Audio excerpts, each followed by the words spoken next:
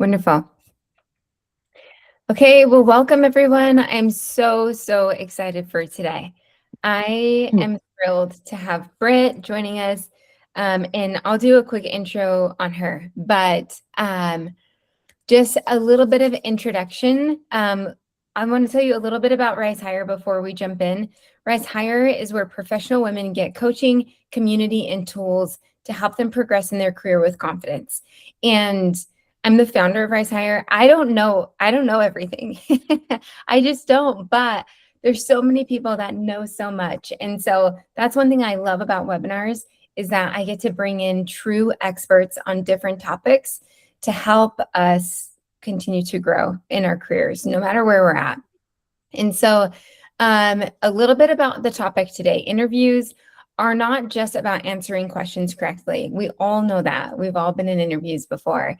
They're about how you make someone feel and how they remember you. So today we're going to talk about how to prepare for an interview, how to show up confident and leave unforgettable.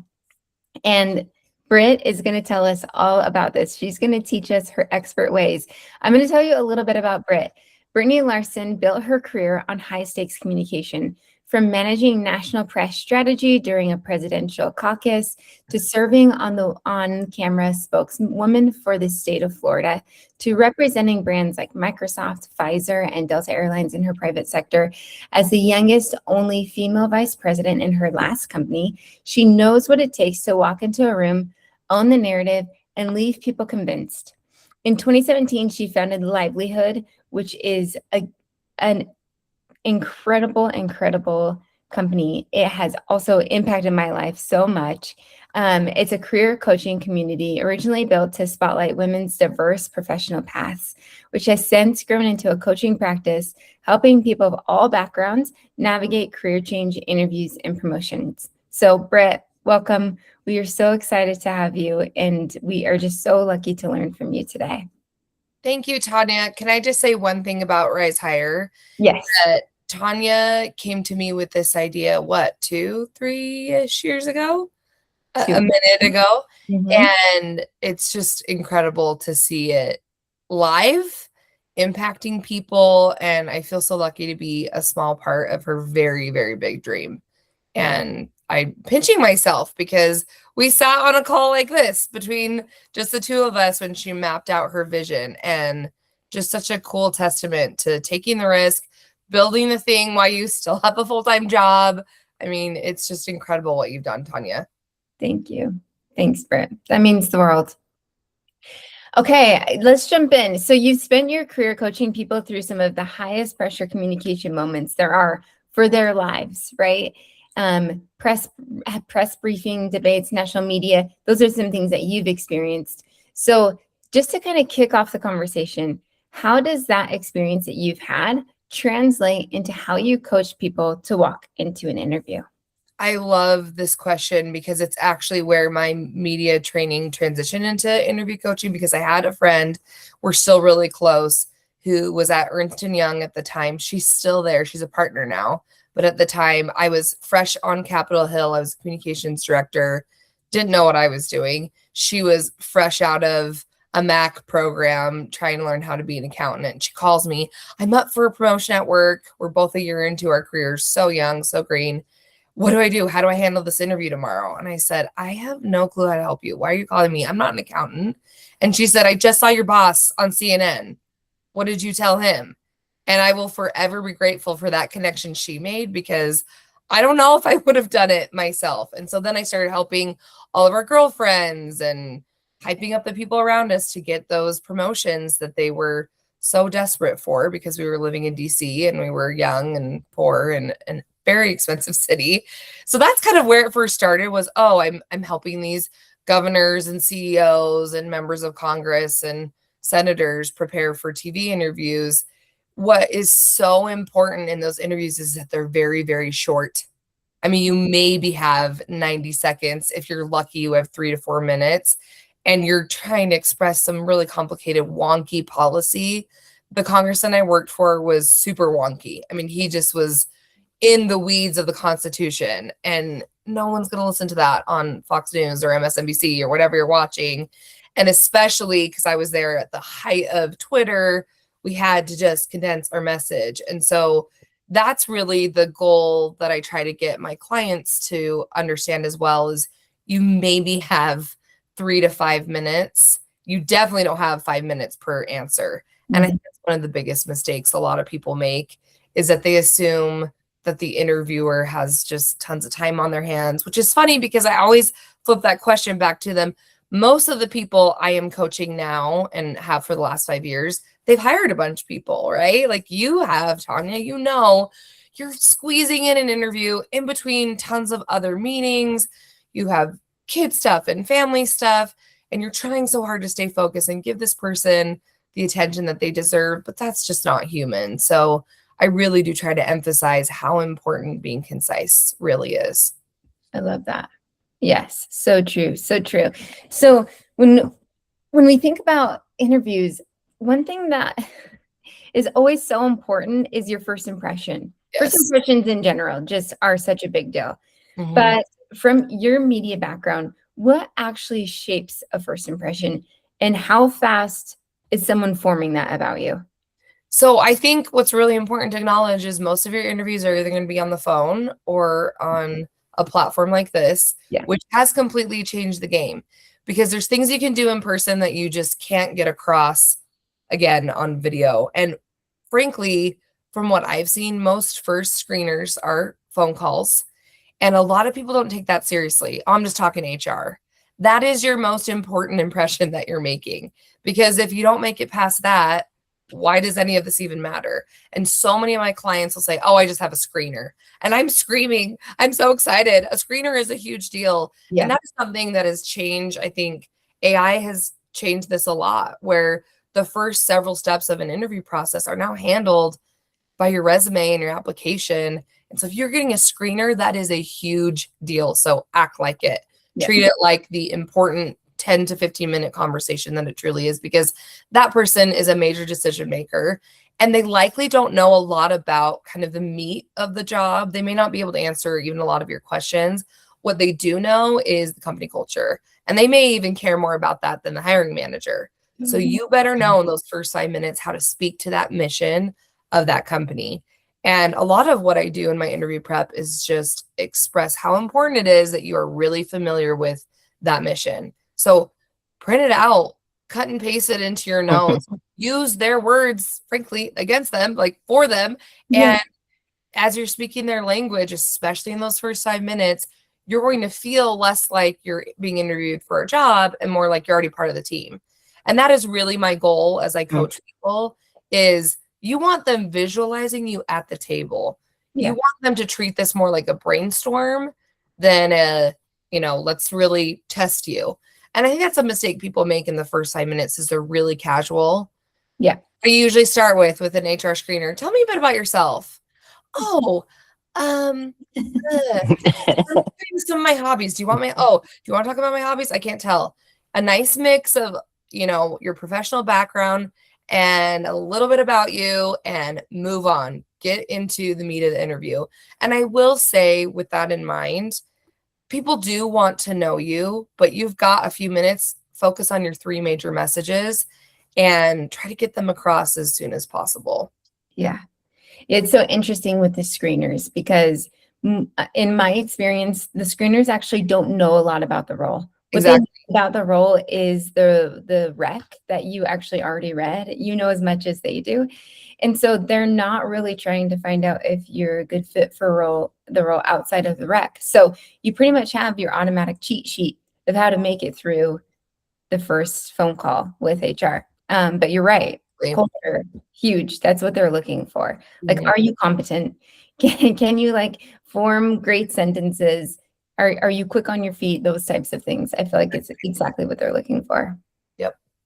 So what do you feel like is common mistakes that candidates make in how they show up to interviews? Maybe even before they say a word, let's say either with a screener or like a first round interview. What are some mistakes that you see? Obviously, things like being late, there's just no excuse for that. And it's hard. We get it. Life happens, but especially for those first few interviews, A lot of people will take those screeners in a loud place. I've had two instances in the last year where clients got feedback. And of course, let me make it very clear, I coach them not to do this. That the background noise was so loud that they could barely be heard and they didn't get a second interview. That's happened twice. Okay. And those are thousands and thousands of dollars. Oh, whoa. Don't do that. That's a very expensive mistake to make. Yeah. So give yourself time. Be there on time and early. I think not researching the company culture is such a huge one. A lot of times people dive in on the role or just they don't take it as seriously as they should. And I think a part of that is being a little too casual. I really emphasize that I want my coaching clients to be rehearsed but not memorized. It's okay if you feel a little robotic. I would much rather you feel like you're reading from a script than not feel like you're being your true self because you're so worried about what they're getting at. So the more you practice, obviously, the better, and that will come across, like you said, like you can handle yourself with grace under pressure. Yeah. Yep. Absolutely. Okay. So do you feel like any of this advice that you're sharing with us differs for women at all? Absolutely. I think there's a higher standard. And I think that you have to take into account that they're thinking about so much more with women than just your background. I mean, let's be honest, they're thinking about your age, your fertility status, how difficult you're going to be, where you've been at as far as your professional development. All those kind of, quiet biases are there. And so you just don't really have a lot of room for error. And that's what I've seen change with AI is that you could treat these things more casually because you were going to get 10 screeners. And that used to be the case for my clients. And that's just not the case anymore. So it goes back to being very prepared.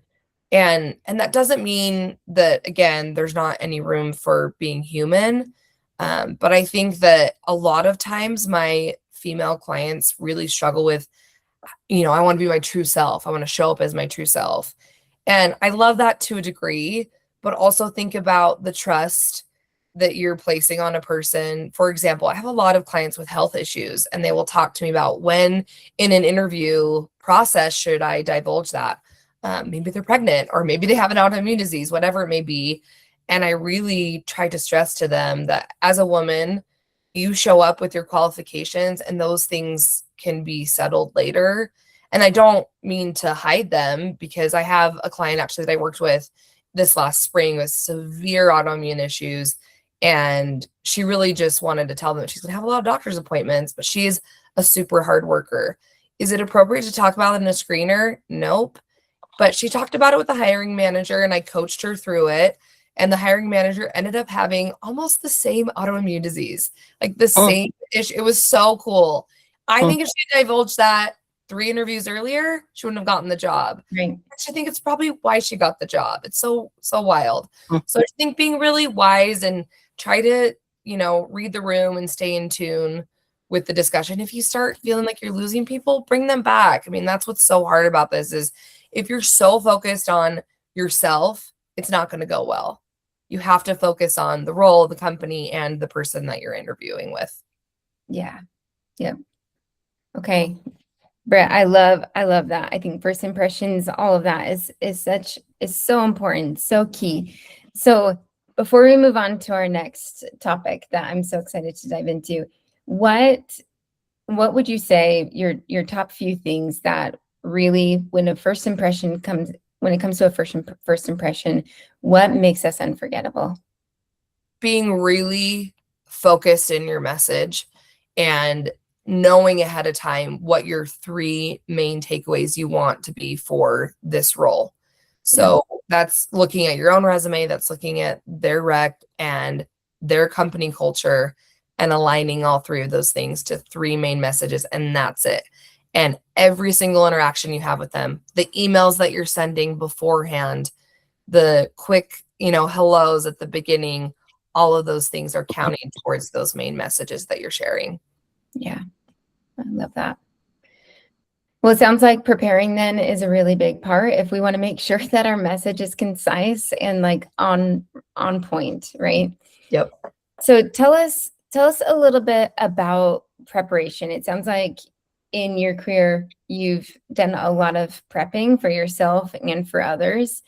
Um, before you would go into these major briefing or like high stakes conversations, how did you prepare and how does that process translate into interview prep?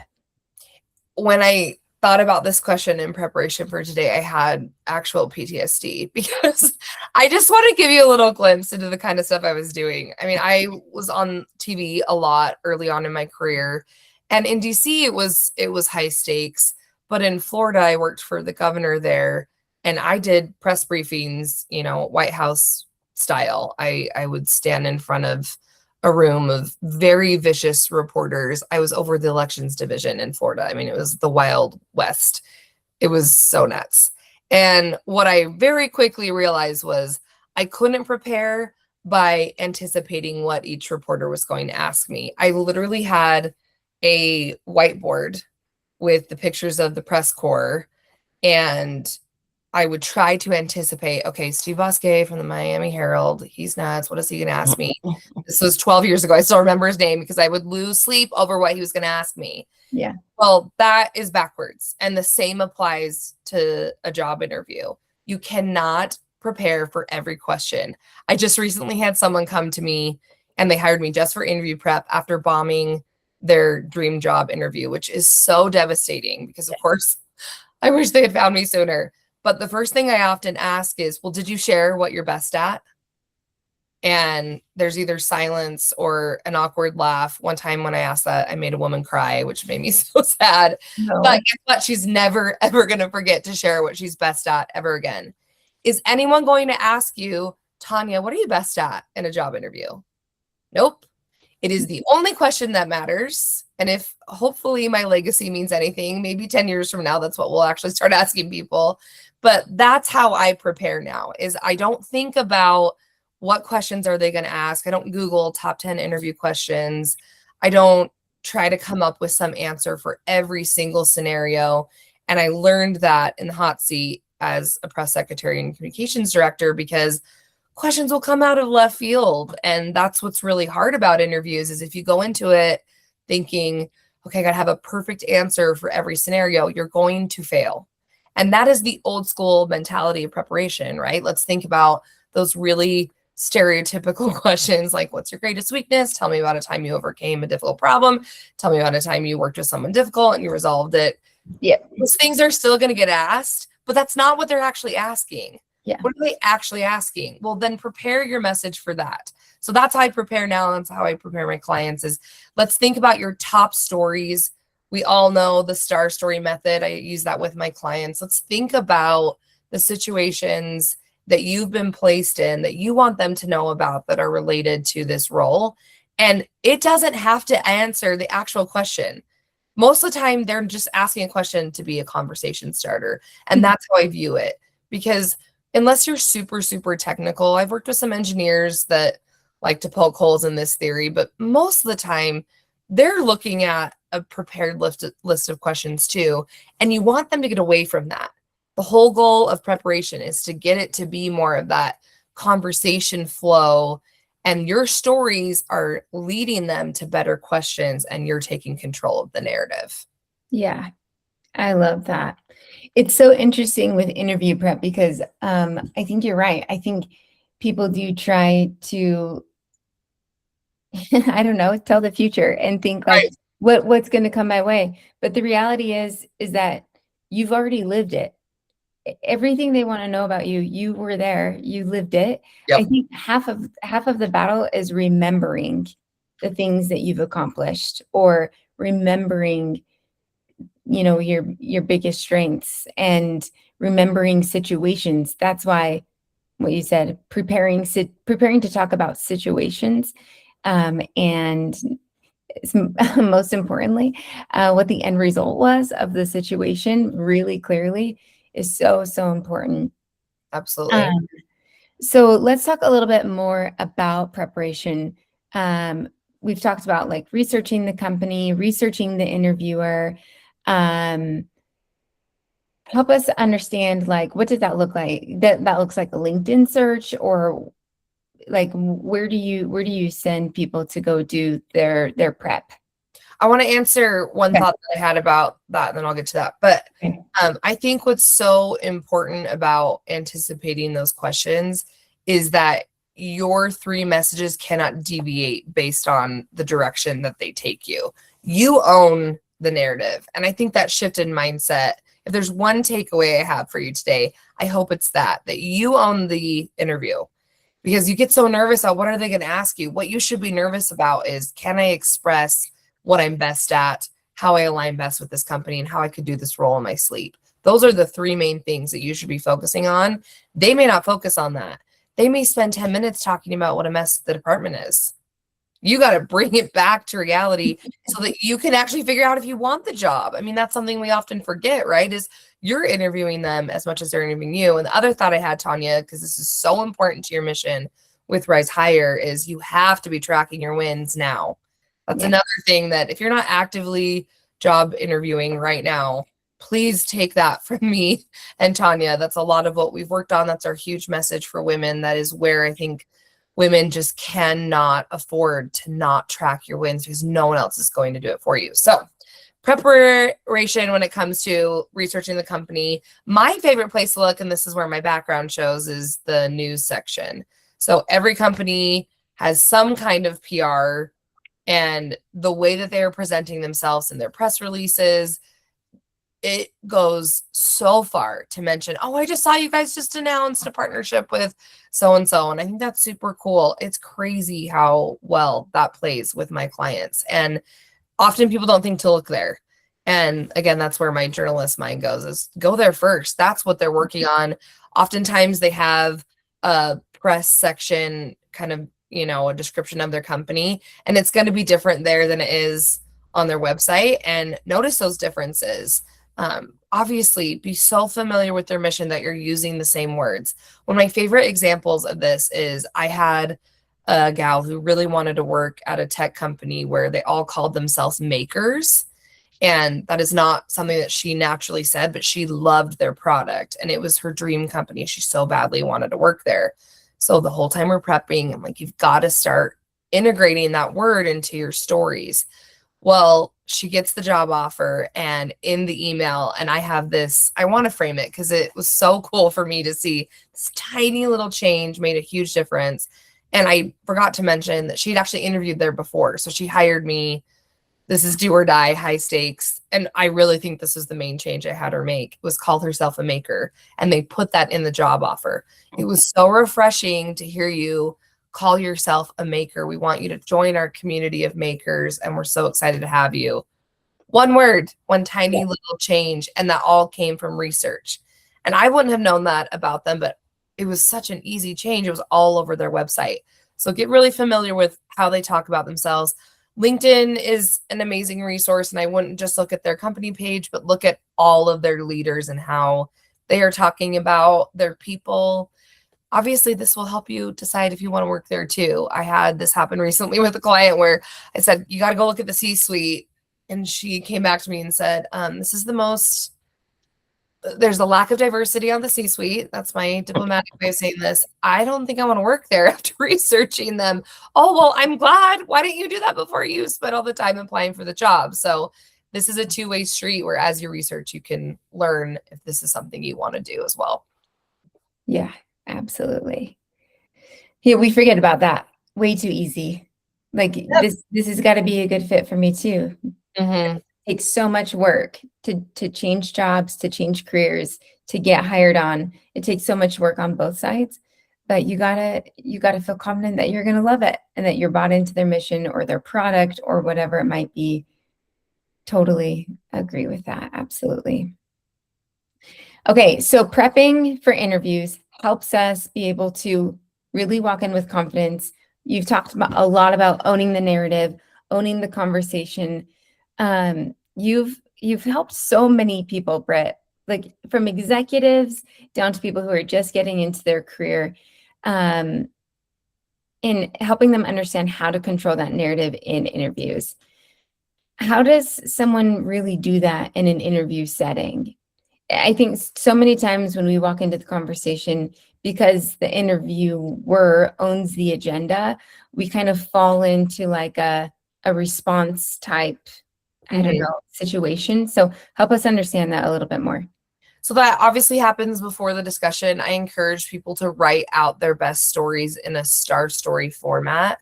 So I have a whole template for this, but basically I think of 5 to 10 different story themes.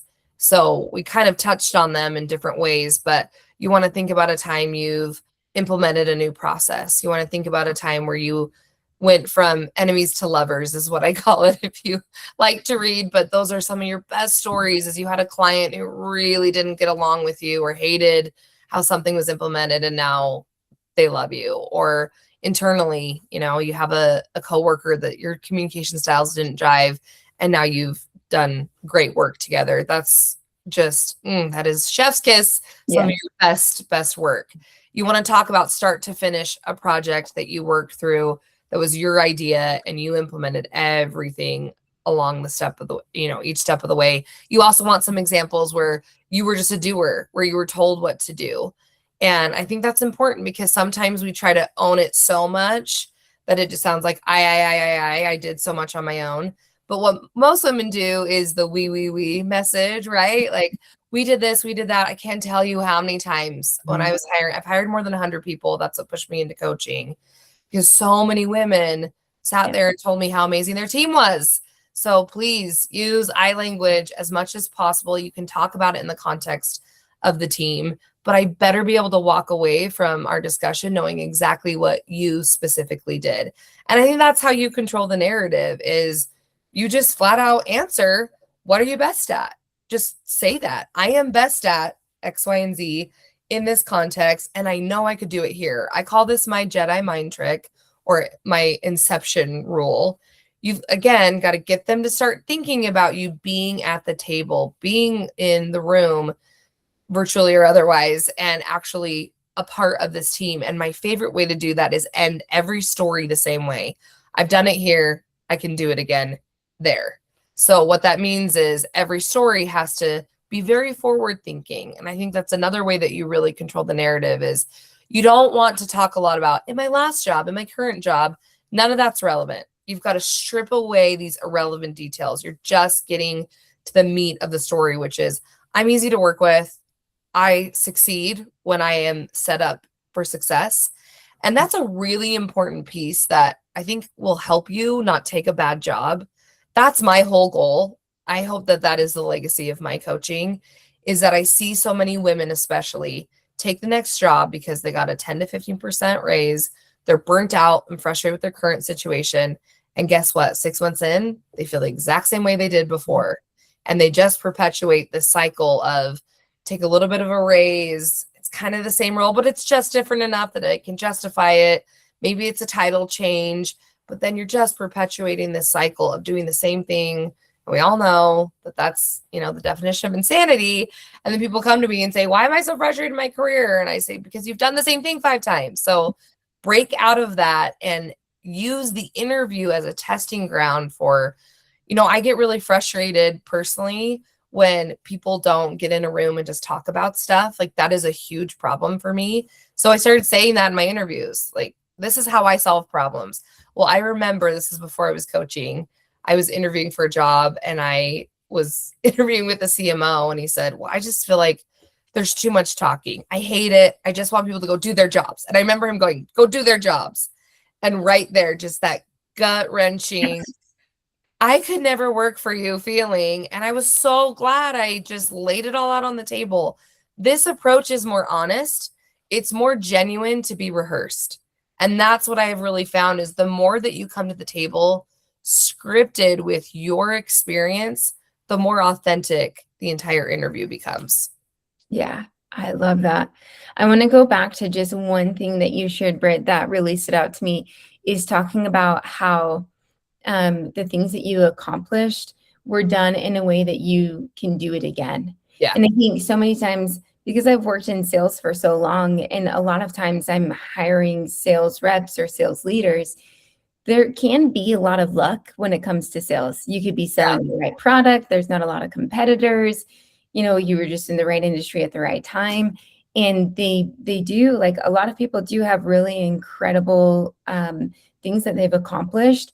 But if you can't explain how you did it or how you accomplished it, then that tells me you probably don't know how to do it again. You can't replicate it. And that is, I agree, such an important part of interviewing.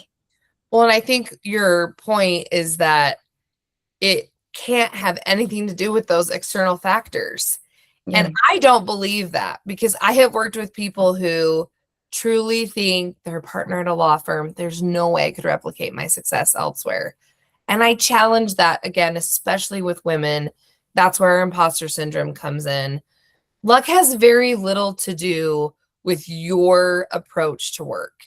Now, maybe, your actual percentage of sales, you could say it's because the product was great and I had nothing to do with that. But you and your intrinsic gifts are only able to shine because of you. It has nothing to do with the title or the company behind you. And that's why I want to strip all that away. There are a few exceptions. If you've worked at, a high profile company, I just coached someone who's been at Nike for 10 years.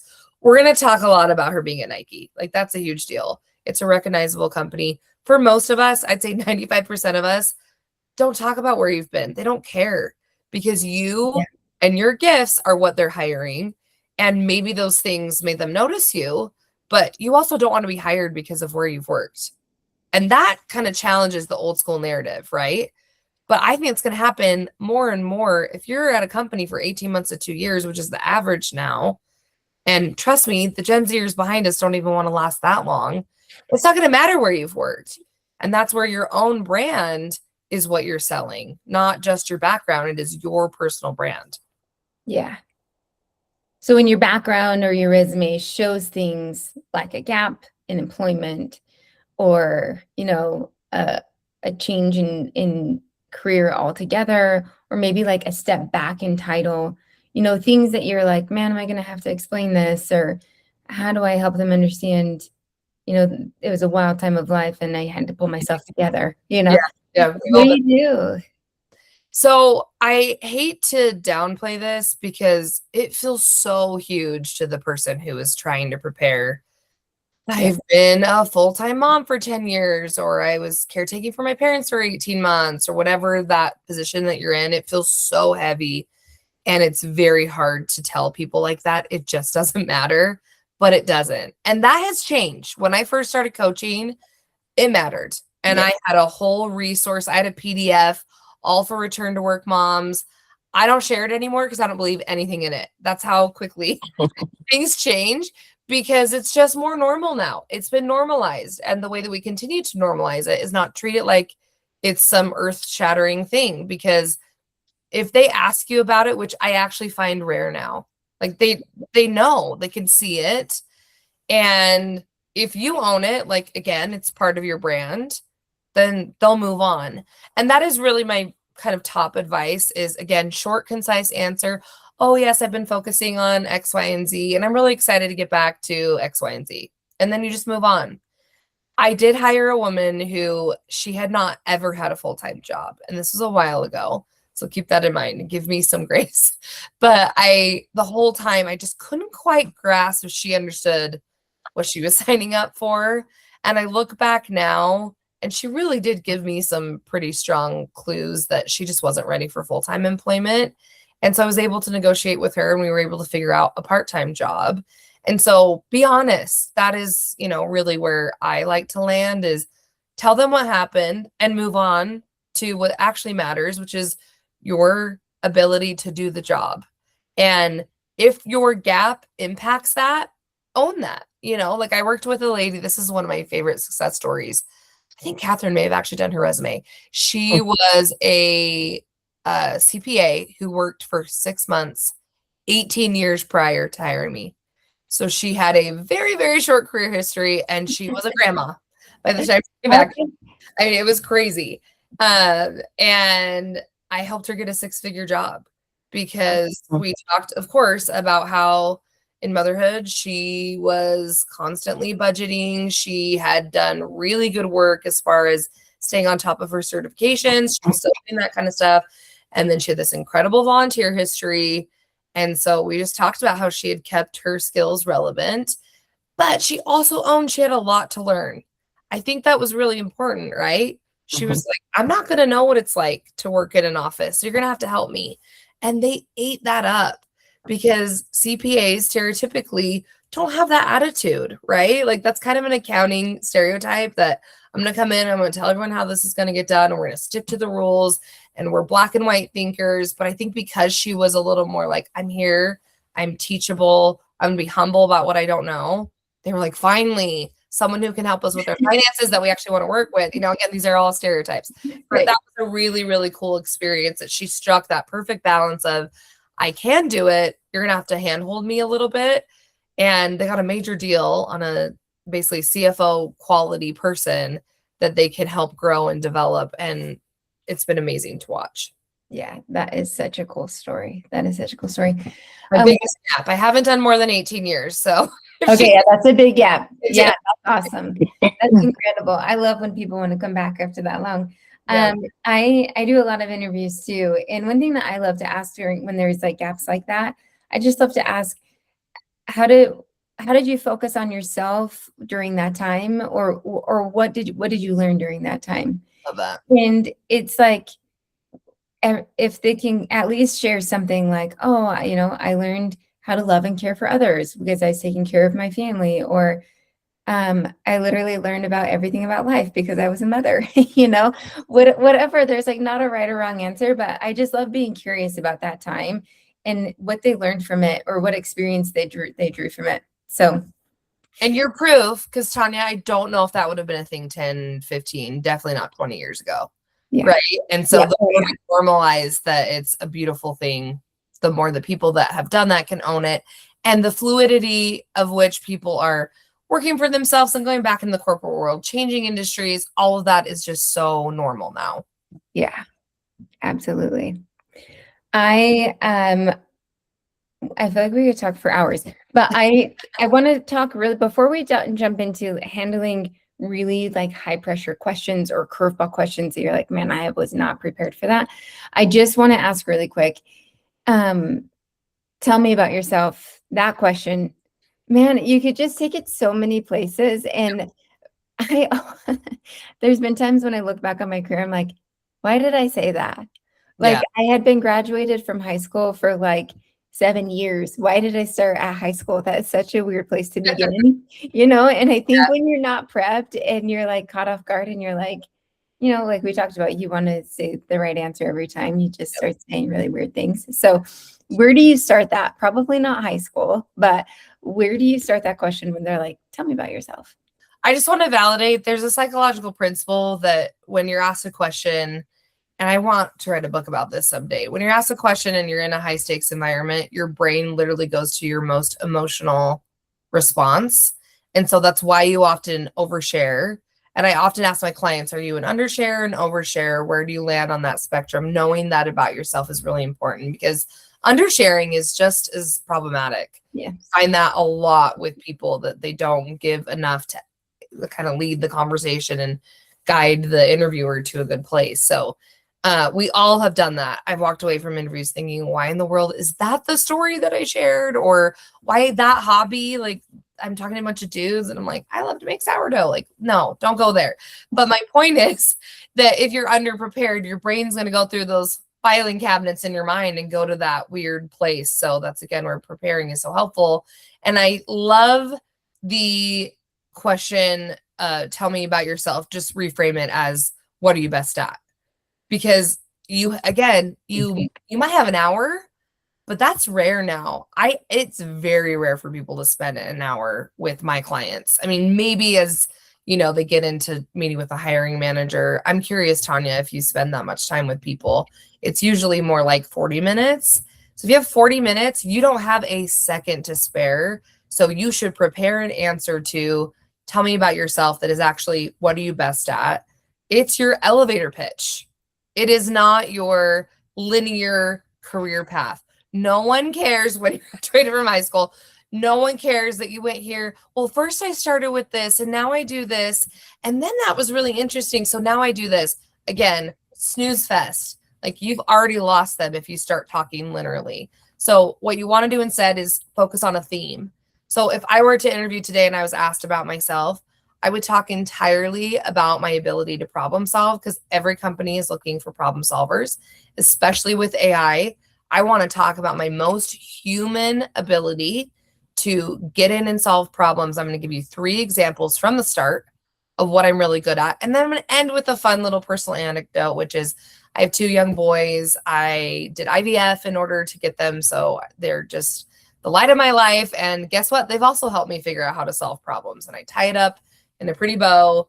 And I don't get too deep into hobbies because I think that can come back to haunt you. But you want to give something personal so that it doesn't just feel like I'm a robot and I'm telling you what I'm best at. But they don't really care about you. They want to know if you can do the job. And that's not a bad thing. So I just think it wastes everyone's time a little bit, a little bit less if you just dive right in and tell them what you're best at. I love that. Yeah, I love it. Anything with a bow, I'm in. Yeah. That's great advice. Like you said at the beginning, and I tell my clients this, if you get to the results of a story, you're head and shoulders above 90% of your competition. Because most people meander and they kind of tell about a situation and they don't get to the results. So get to your results with every question, especially telling them about yourself. Yeah, I love that. I want to skip down to a question that I feel like is really important and maybe a little bit of a skill is recomposing yourself after you feel like you fumbled or after you feel like, oh man, I just had a moment of overshare. And you like start, I don't know. For me, it's like I start sweating a little, I start smiling bigger, and I'm like, pull it together, So when you have that moment where you feel like you fumbled a little bit or you overshared or you're like, starting to be more conscious about the things that you're saying, how would someone recover from that to help the interview end better? I just want to acknowledge that happens to everyone. It's happened in every conversation. I mean, my go-to is I awkwardly laugh. I just did it just now as yes, because I kind of hate this question, right? Because there's no perfect answer here because the scenarios could be so different. And I realized I didn't fully wrap up my Inception and Jedi mind trick thing. So I'll try to work that into here because it's related. Okay. So own that it's a normal human thing to not be so scripted that every answer is going to perfectly, lead to just such a great conversation. It's going to be awkward. And I actually like owning that. And you could say, oh, that was a little awkward. Let me start over. That's totally fine. Okay. Would you think anything of that? No, you think, wow, they just want to make sure that they say the right thing. Yeah, it's a job interview. I would hope so. I work with a lot of neurodivergent people. There's got to be a massive Venn diagram of highly successful, especially ambitious women. And they come to me and they're so literal. And so they hear the question and they have to answer it literally. And I'm trying to break that pattern in their brain. So my first thought is never end or start with, did that answer your question? Because that's where you go when you're anxious, right? Did that get to what you're getting at? No, never, ever go there. Because guess what? They've already forgotten their question, especially if you've told a decent story, not even a good story. They don't even know what they've asked you. So try to wrap it up quickly. And the best way to do that is get back to, and so what I'm getting at is we could really use someone like me because, I saw in your news release, just like get it back to something current and then get back to that. I've done it before. I could do it again. Because that inception, again, gets them forward thinking and not thinking about their next question. You really want them to forget about their question entirely. I mean, you just said it a few minutes ago. You and I could talk about this forever. You're skipping all over our prepared agenda. It's because we're having a good conversation. Right. We weren't having a good conversation right now, you would be sticking to our prepared questions. So this is proof, and we've all been in that scenario where when you're talking to a friend, you don't need an agenda. And that's how you want it to feel. And it's not going to feel that way if it's perfect. So own that that's going to happen. I give my clients bridges is what I call them, where you can say things like, that's a great question. I may have gotten a little lost along the way with my answer. So let me just end here. So let me end here. That's a great question. Or let me just remind you, some of those cues also help your brain. We got to wrap this up because I personally just keep talking. And that's where I get into trouble is I'm going to make it even more awkward. So I've had to train myself to get to the end of my stories faster. I love it. I love that. Part of being memorable is in your follow-up. What does a follow-up look like in 2026? That's a great question. I mean, I go back to every interaction matters a lot. And so if you send a follow-up like, hey, where are things out with the interview process? Thanks so much for your time. Boo. Like, why would you waste this opportunity to tell them more about yourself? So often I use the follow-up as a way to fix the fumble, right? If you've said something that you felt like, I didn't quite wrap that up well, use your follow-up to do that. Cut and paste your star story and, edit it a little bit so that it's natural in the email. I love talking to you. It was great getting to know more about the role. Let me just expand on one of the answers I gave you, plop it in there. The way that I think about that follow-up is you want it to be so easy for them to forward it to other people in the company and showcase right then and there why you should be hired. So it can't just be, this isolated conversation between you and the hiring manager, or you and HR, or you and an executive. It should globally, in a paragraph or two, showcase who you are.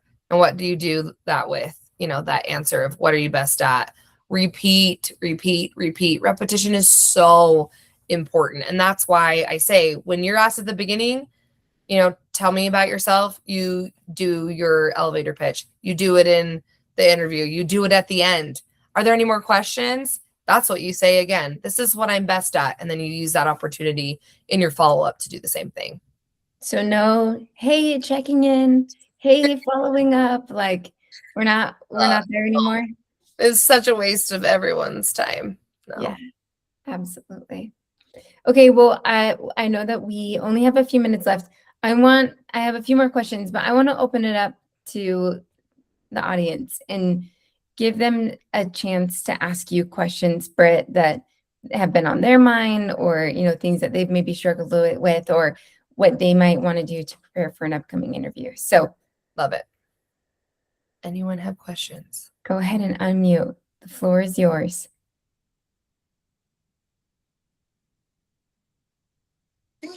I'll ask a question. I'm meeting with a former employer today. She reached out to me and was like, "Hey, I just opened my own company, and would you be interested in working for me again?" And I was like, "Yes, I would love to work with you again." She's like, "Okay, let's get on a call and talk about what you need from a job and what I have to offer." So there's not really a job per se, and what I need. I guess my question is, how would you go forward with a phone call like that, where there's not necessarily a job, but it's like, I want you, you want me, let's see how we can make it work. First of all, congrats. That is the highest form of compliment. Like, thank you for you, but I want you. And I know you're not going to probably think of it this way, but that makes it so much easier because you don't have to reference the script.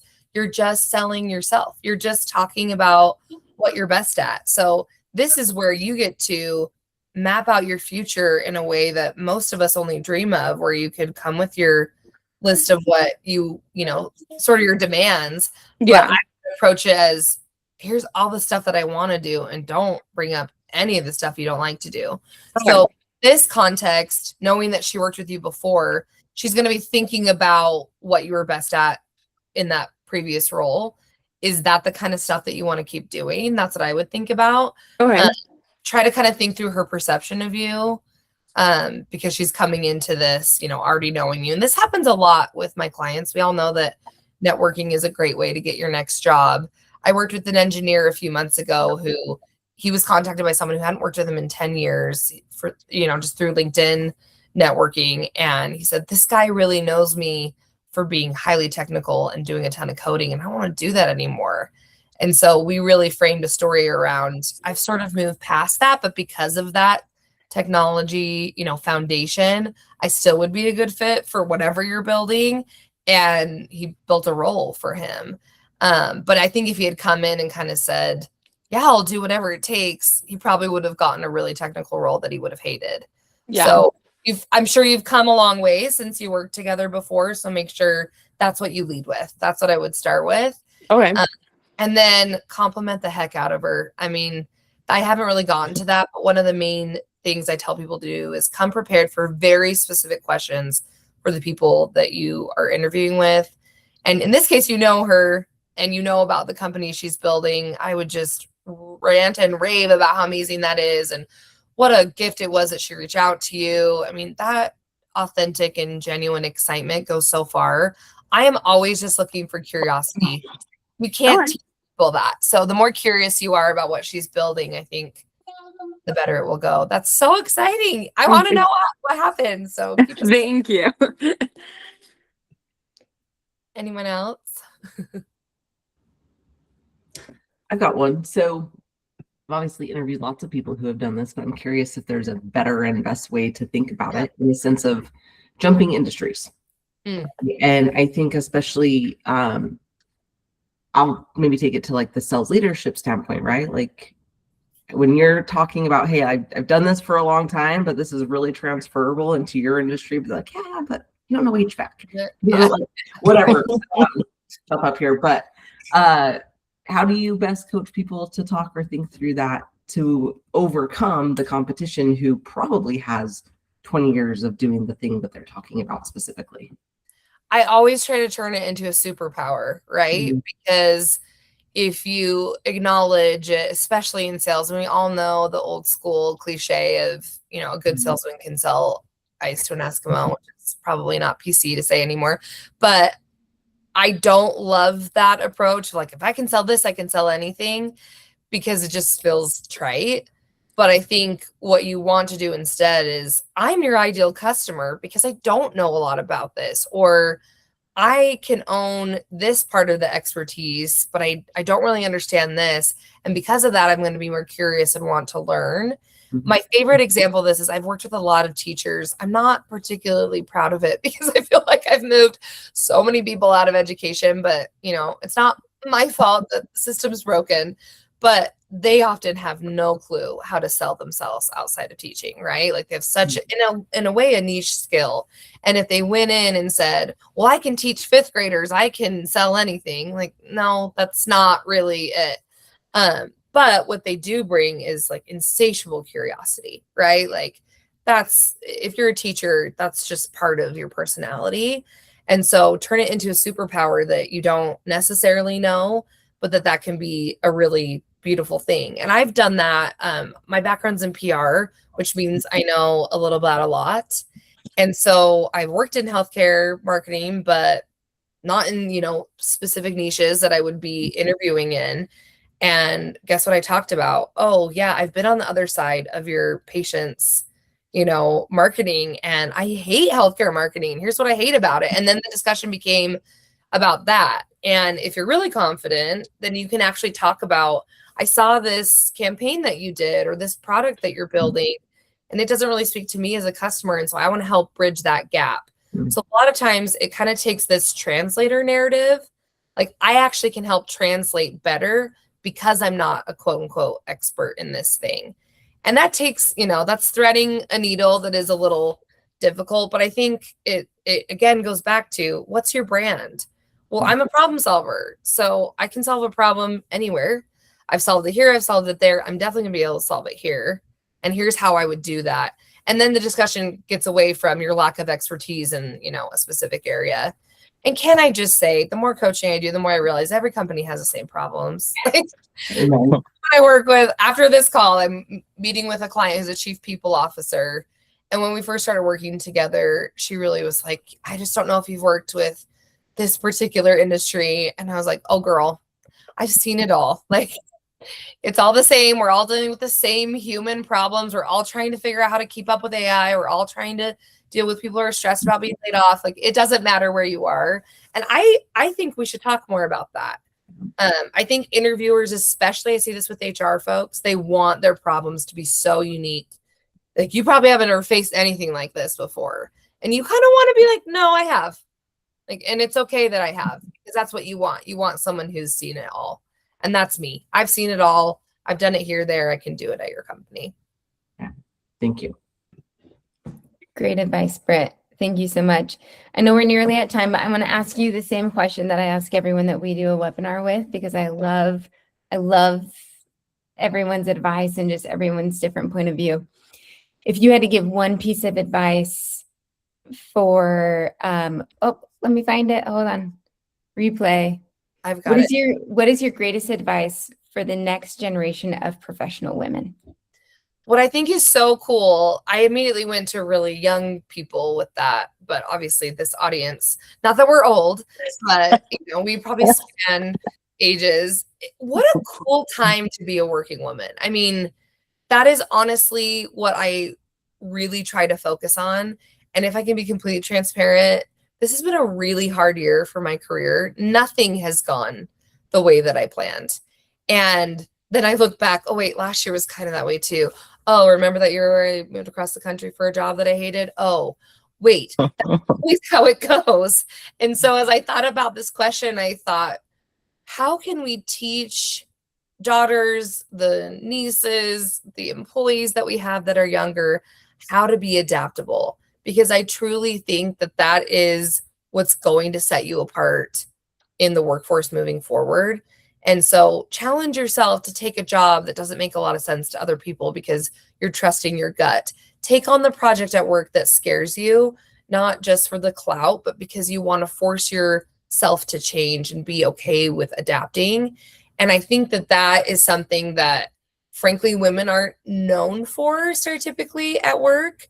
We're known for being rule followers and showing up and making sure that the parties are planned and that everyone gets recognized. But I don't know if being adaptable is always the top thing we think about with ambitious women. Maybe with entrepreneurship, but that is where I went in my mind, is force yourself to do things that are uncomfortable, because it's going to happen to you anyway, right? Like, that's what happened to me this year. I completely outside of my control, something happened that had nothing to do with me. I didn't cause it, and I had to completely rebuild. And again, when I look back on my career, that has happened to me multiple times. I saw you all shake your heads. You have your own version of that. And HiER is proof of that too, right?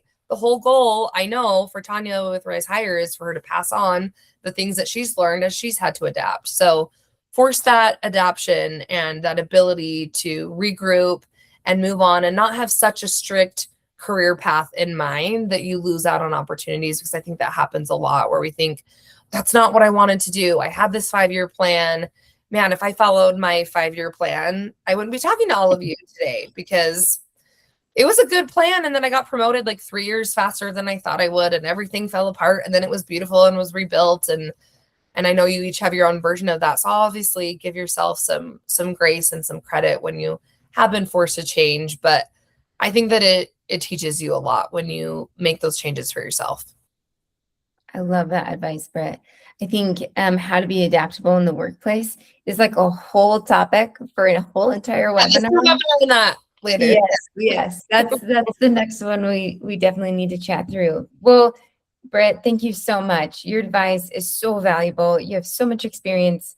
I've loved learning from you. I love that everyone at HiER now gets an opportunity to learn from you as well. You're amazing. The things that you've experienced, really, you can tell you've just handled it with grace and been able to take it to those that that you can help change their life. It's so cool to watch from afar. So congrats, Britt.